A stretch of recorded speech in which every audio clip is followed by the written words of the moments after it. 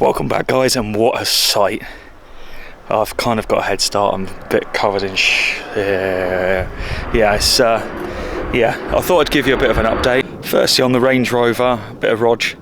What's happening with that? It's been fucking months, absolute months since we had an update on that, but things are happening. And I also thought I'd give you an update on the C1, because I kind of have to use this because my taxis are my main driver, and you know, it's not really meant for daily driving, is it now? 310,000 mile taxi, whatever. So anyway, the Range Rover, yeah, it's still in the mountains. I know. It's been there for ages. I know. Coming up a year. Everyone's like, where the fuck's the Range Rover? Good point. A lot of people, not just where the Range Rover, why is it still on the drive? Fair point. You'll have to excuse the wife beer. It's about 35 degrees out here and I'm absolutely sweating my nuts off. Anyway, the Range Rover still in the mountains, but hopefully in the next couple of weeks someone's going to be collecting it and taking it back to the UK. Why the UK? That doesn't seem to make any sense, Ross. It seems rather an expensive thing to do, you'd think, right? But I haven't found anywhere locally or around here that one will collect it. There's certain rules as well, so because it's in France but you have to drive through Switzerland to get back to me, or all the way around, which is a massive ball ache. The French aren't allowed to work in Switzerland, and that classes as working in Switzerland unless they have an agreement, but they tend not to, or a proper permit to be able to do so. So it would mean that they'd have to drive all the way round Switzerland, which is a pain in the arse because I'm literally on the other side. So that is a pain. Not only that, this is a well-known issue. The crank issue on the Range Rovers is a well-known issue, but round here there aren't any garages that are set up to just do those, whereas in the UK, because it's such a known issue, garages just do this day in and day out. They will give you a refurbished engine, they will take your engine, use it in the next one, etc. It's like bread and butter. They do it probably 5 times a week, easy. And because they don't do that round here, it would mean that they'd have to do all of the diagnosis, and the diagnosis, they want to charge me like something ridiculous. One garage quoted me 140 euros an hour just to diagnose the issue. Now, I know it's going to cost me money anyway, but I worked out that with towing and the work done in the UK, I can do it for about 10,000 euros, whereas over here it would cost me more than that, and I'm not confident that they know what they're doing, and that, you know, so it's not the same. So I'd rather a garage that does this day in and day out, and I'm confident that it's something that they do all the time. So there we have it. In the next couple of weeks, Roger should be picked up. I'll obviously update you as soon as she's off the drive and on the way to England and what's going on with that. Now, after that, I'm going to be selling Roger. I haven't used the Range Rover, and I love it, don't get me wrong. It is a really nice car. Aside from the fact that it broke, I do love it, but I just can't justify it. I've got a plan of what I want to do, and I spend a lot of money, and I have spent a lot of money on that car, and values have gone up over COVID times, so it just makes sense to try and flip it while it's in that position. Now, I haven't got the most use out of it at all, but if I can not lose so much money on it, that would be ideal, especially after doing this. So once it's had all the work done, it will come with a warranty. Most cars don't have that warranty, so all the people that are selling them at the moment are selling them hoping that people don't know about this, I suppose, or none of them have had that issue rectified. So at least this will come with the rectified issue. And like I said, prices have gone up, so I can't find them less than about 44k at the moment. That's the lowest, and mine I bought for 38. So if you account for I've probably spent 48 on it if you include the issue now. So then with that included, I probably could clear 48 on it now. So I'd take less to pass it on, so I make it easier. So we'll deal with that when it comes. So that's the update on Roger. Roger update, done. But because I still need a car to drive, I need to fix this up. It needs to work. It's especially with fuel price at the moment. It's the 3 litre, fuck Jesus Christ, 3 cylinder, 1 litre, perfect on fuel, perfect for the little journeys. Generally awesome. Don't care. That's what I need. Something cheap and simple, because I'm trying to sort everything out. Get it done. So what have I done today? I actually have done quite a lot. I'll show you. So this, actually, I'll go around the other side first. I've been meaning to do this for fucking ages, and you know I have, and I know I have, and I haven't, because life and stuff like that, and I've been travelling and going on holiday and stuff, and it's such a hard life. So I thought I'd better fix it up, because I need to use it, and it's actually been sat down here so long that the jack stands have actually sunk into the ground. It's good. So what have I done? The thing that I was waiting on last time was a new drive shaft. So I changed the drive shaft on this side this morning. I also got the subframe back on, so the subframe's back on. And you probably won't remember, but last time the issue I was having is, if you can see that bolt for the wishbone just there, I don't know if you can see it, I can't see. Yeah, it's just poking out there. There it is. You can see that it's starting to come out, and I've soaked it in WD. That's a bitch. I couldn't get it off, obviously, when the subframe was off, because I didn't have the leverage.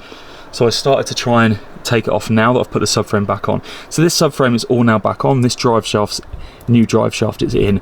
So that's partly done on this side, but I'm waiting on that wishbone. That wishbone I'll need to soak. I have given it some absolute power this morning, and it just won't shift. So I need to soak it to try and get it off. But the other side, I did have some more success. On the last time when I was trying to get this all back together with the subframe off the car, I was trying to get one of the wishbones back in and the bolt through, but it wasn't lining up properly. And I thought, again, if I get it back on the car with the subframe, it'll be easier to kind of lever into place a little bit. So this side has been a much better success story today anyway. Look, can you see there where the axle stand has started to go into the ground? So long it's been there, Jesus Christ. Anyway, this side, much better success. I have now got the new wishbone in. I've got the new everything attached. So I've got the ball joint attached, I've got the track rod attached, all the wishbones attached. The only thing that isn't attached right there, you can see the drop links for the anti-roll bar. Everything is tightened up, everything is sorted. So this side is done, apart from the anti-roll bar drop links, which they were all fucked on the last one, so I bought some new ones, which are here. So these are ready to go on, but obviously I can't do that until I've done that side, because I need to make sure it's level, blah blah blah, I'll do that sort of shit. So the only thing that's holding me up right now is that wishbone bolt, and it just won't come out. And I've tried with a massive breaker bar and everything, and it's such a dick. So that's holding me up. But I've got to take Zach out in a bit. So what I'm going to try and do just before that point is all the other bits. So I need to reattach the steering column to the steering rack. And I worked out, I don't know if you remember, I needed to replace that steering rack because it was absolutely fucked in the middle. And the reason for it is because the last person who did something didn't reattach the boot properly that were attached to the bulkhead. So water had got in from that side and flooded it. So I need to make sure that's attached. And I get that all bolted back up together. So I'm going to do that. I'm going to mount the gearbox, or the bottom of the engine mount, to the subframe.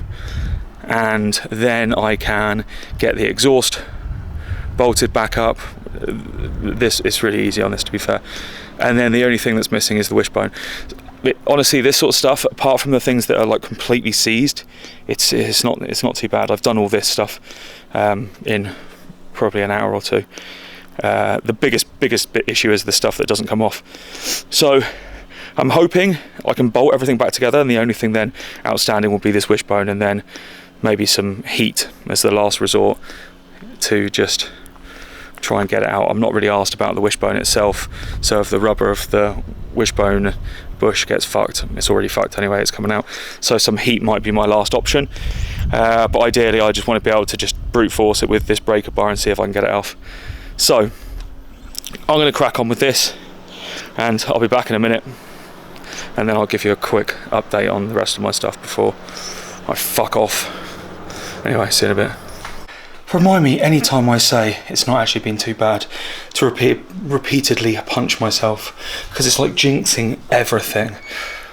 I remembered as I was trying to line up the steering rack, it's this little spline that goes onto the steering column.